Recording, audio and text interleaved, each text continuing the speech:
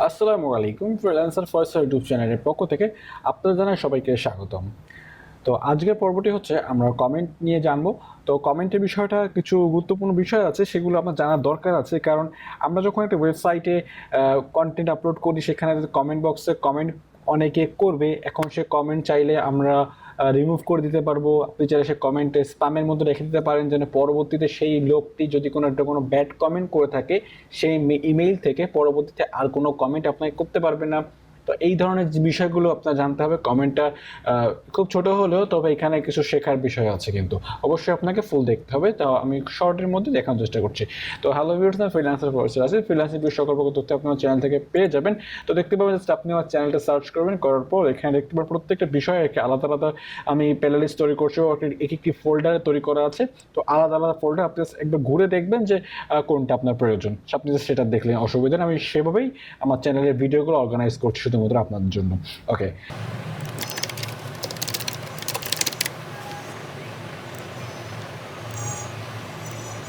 তো এখন হচ্ছে আমরা দেখব কমেন্ট। তো কমেন্টে যাওয়ার জন্য ক্লিক করব কমেন্টে।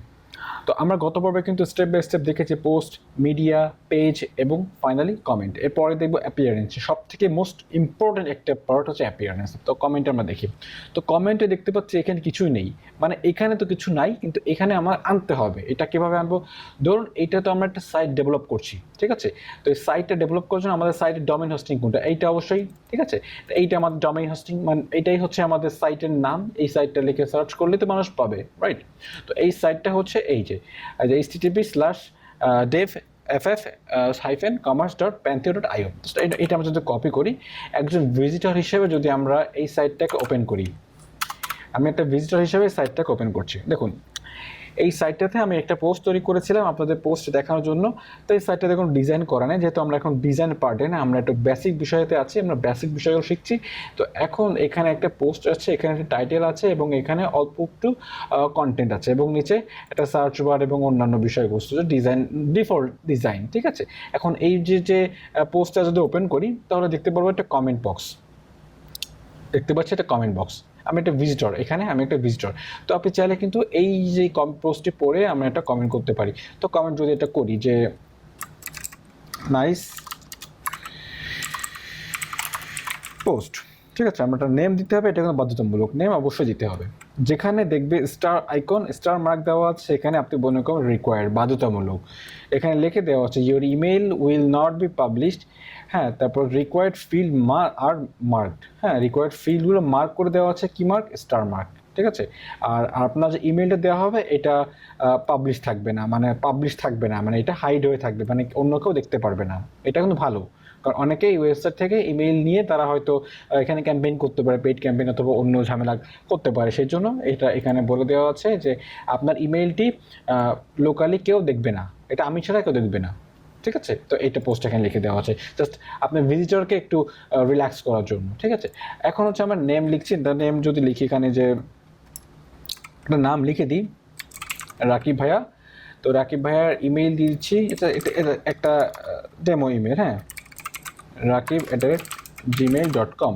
আর ওয়েবসাইট যদি থাকে যে rakib.com, ঠিক আছে? জাস্ট আমি একটা দিলাম। তো www দিয়ে দিই, www.rakib.com। তারপর দিয়ে আছে এখানে যদি দিই যে সেভ মাই নেম, এটা যদি দেওয়া থাকে ব্রাউজারে, পরবর্তীতে আমার এই যে ইমেলগুলো সেভ থাকবে, এটা ব্রাউজারে কুকি সেভ করে রাখবে। তো এটা দিলেও দিতে পারি, না দিলেও না দিতে পারি, এটা রিকোয়ার্ড না। তারপর পোস্ট কমেন্ট, এটা পোস্ট করা হয়ে গেল, মানে পোস্টটা হচ্ছে এখনই পোস্ট হয়ে যাবে। দেখতে পাচ্ছি পোস্ট হয়ে গিয়েছে। যে পোস্টটা হচ্ছে এই যে নাইস পোস্ট লেখা আছে, রাকিবের কোনো লোগো দেওয়া নেই। তো জাস্ট একটা পোস্ট হয়ে গেছে, ঠিক আছে? এবার এই পোস্টটা যদি আমরা এখানে রিফ্রেশ করি, দেখতে পাবো যে রাকিব নামে একজন পোস্ট করেছে। এই যে rakib.com থেকে rakib@gmail.com, কোন পোস্টে? আমার এই পোস্টটিতে চলে আসছে, ঠিক আছে? তো এইবার যে সিস্টেমগুলো এইখানে সব কিছু করতে হবে। এইখানে যে পোস্টটা সে করেছে, দেখতে পাচ্ছি এখানে যে পোস্টটা করেছে, এইটা কিন্তু চাইলে অ্যাপ্রুভ না করলে, চাইলে বলতে কি এই পোস্টটা কিন্তু দেখতে পারবো না, মানে অন্যরা কিন্তু চাইলে দেখতে পারবে না। এটা হচ্ছে লেখা আছে your comment is avoiding moderation, মানে এই মডারেটরের কাছে এই পোস্টটির যে অ্যাপ্রুভের যে বিষয়টা আছে, যে এই পোস্টটা অ্যাপ্রুভ হবে কি হবে না, সেটা মডারেটরের কাছে একটা রিকোয়েস্ট যাচ্ছে যে এই পোস্টটা আমি অ্যাপ্রুভ করবো কি না। তো যখন এই মডারেটর আসবে যে পোস্টে লেখা আছে যে নাইস পোস্ট অ্যাপ্রুভ করে দিতে পারি। ঠিক আছে, আমরা যদি এখানে অ্যাপ্রুভ করে দিই তাহলে এইখানে আমরা দেখতে পাবো যে পোস্টটা অ্যাপ্রুভ হয়ে গিয়েছে এবং এখানে এই লেখাটা চলে গিয়েছে 1 কমেন্ট। তখন কিন্তু 0 কমেন্ট ছিল, তার মানে এখানে কোনো কমেন্ট ছিল না, কিন্তু কমেন্ট কিন্তু করেছি। যতক্ষণ অ্যাপ্রুভ না হবে ততক্ষণ এখানে আসবে না। এবার দ্বিতীয় স্টেপটি হচ্ছে এই পোস্টটি চাইলে আমরা রিপ্লাই করতে পারি। রিপ্লাইটা একটু পরে দেখাচ্ছি। এই পোস্টটা চাইলে আমরা এডিট করতে পারি। এইটা সবথেকে ইম্পর্ট্যান্ট একটা ফানি বিষয় যে আমাকে একজন কমেন্ট করেছে রাকিব নামে একজন ভাইয়া। তো রাকিবের কমেন্টটি রাকিবই করেছে, কিন্তু নাইস পোস্ট। আমি চাইলে কিন্তু রাকিবের কমেন্টটি এখানে এডিট করতে পারি। এখানে এডিট করে আমরা ফেসবুকে যদি কোনো একটা পোস্টে যদি আমরা কোনো কাউকে কমেন্ট করি, সেখানে যদি কোনো কারণে আমাদের কমেন্টটি ভুল হয়ে গেছে, আমাদের চাইলে কিন্তু চেঞ্জ করতে পারি। আমরা চেঞ্জ করি, এটা কিন্তু অন্য কেউ এখানে চেঞ্জ করতে পারে না। হ্যাঁ, তো এখানে আমরা কিন্তু যে সাইটটা থেকে আমরা চাইলে কিন্তু তার পোস্টই আমরা এডিট করতে পারি। এখানে কুইক এডিটে যদি ক্লিক করি দেখতে পাচ্ছি এখানে নাইস পোস্টে যাকে আমরা অ্যাড করতে পারি। এখানে আমি লিখে দিতে পারি ভেরি নাইস পোস্ট। ঠিক আছে, আমরা এটা আপডেট করে দিলে তার পোস্টটি আপডেট হয়ে যাবে। ঠিক আছে, মানে তার পোস্ট তার কমেন্টটি এখানে আপডেট হয়ে যাবে, দেখতে পাবো এখানে ভেরি নাইস পোস্ট চলে আসবে। ঠিক আছে, এটা কেন করার প্রয়োজন পড়ে? এটা তেমন একটা মানে দরকার পড়ে না, তবে মনে করি যখন একজন কমেন্ট লিখেছে কিন্তু কমেন্টটা আসলে একটু মশলা মিশালে হয়তো কমেন্টটা খুব জোস লাগতো। ঠিক আছে, তো সেরকম আমি যদি মনে করি সে কমেন্টটা লিখেছে খুব সুন্দর হয়েছে, তো আমি যদি একটু মশলা মেশাই তাহলে কমেন্টটা খুব জোস হবে। তো আমি চাইলে কিন্তু অ্যাড করতে পারি। এই একটা গেল। তারপর হচ্ছে এডিটও চাইলে কমেন্ট এডিট করতে পারবো। সেটা তো মানে এডিট, এখানে যে কমেন্টের তার নাম তার সব কিছু এখানে এডিট করা যাবে, তাই এটা এডিট করার কোনো দরকার নেই। এবার হচ্ছে এখানে স্প্যামটা হচ্ছে যে এই কমেন্টটি হয়তো ভালো না, মানে এই কমেন্টটি দেখা যাচ্ছে যে আপনার যে হতে পারে, একটা উদাহরণ দিই, যে ধরুন আপনি একটা ওয়েবসাইট, ই কমার্সের একটা ওয়েবসাইট আছে, আপনার হয়তো অনেক কম্পিটিটর থাকবে। হতে পারে আপনার এমন একটা কম্পিটিটর যে আসলে আপনার ভালো চায় না। ঠিক আছে, সে চাচ্ছে যে আপনার অডিয়েন্সের কাছে আপনার একটা খারাপ একটা ইম্প্যাক্ট দেখানো, যে আপনার এখানে প্রোডাক্ট ভালো না, হ্যাঁ, একটা ব্যাড কমেন্ট অনেকে আছে না এরকম করে। তো চাইলে কিন্তু আপনি সেই সকল পোস্টগুলো বা সেই সকল কমেন্টগুলো, এক্স্যাক্টলি কমেন্ট হবে, তো কমেন্টগুলো আপনি চাইলে কিন্তু স্প্যাম লিস্টে রেখে দিতে পারেন যে এগুলো স্প্যাম কমেন্ট। ঠিক আছে, তো চাইলে কিন্তু এখানে অনেক ক্ষেত্রে এখানে হতে পারে যে আপনি একটা পোস্ট করেছেন একটা বিষয় নিয়ে, কিন্তু এখানে অনেকে আসে প্রমোশন করার জন্য আসে, যে আপনি আমার ওয়েবসাইটে ভিজিট করুন, আপনি আমার এটা ওটা এই লিঙ্কে ক্লিক করুন, এখানে ক্লিক করুন। তো এরকম যদি বিষয়টা বস্তু হয়ে থাকে সেক্ষেত্রে আমরা সেই যে কমেন্টটিকে আমরা স্প্যাম লিস্টে রেখে দিতে পারি। তো এখানে আমরা জাস্ট যদি ক্লিক করি এটা কিন্তু স্প্যামে চলে যাবে। তো স্প্যামে যাওয়ার আগে তো আমরা একটা বিষয় আগে দেখে আসি, রিপ্লাই। তো রিপ্লাইটা এখন আগে দেখি। রিপ্লাই এখন হচ্ছে যে আমরা এই ওয়েবসাইটটিতে আমরা দেখতে পাচ্ছি যে রিফ্রেশ করি, এখানে দেওয়া আছে ভেরি নাইস পোস্ট। হ্যাঁ, তো ভেরি নাইস পোস্টে আমরা যদি রিপ্লাই করি, তো রিপ্লাইতে ক্লিক করার পর এখানে দিলাম থ্যাংক ইউ। তো রিপ্লাই করি।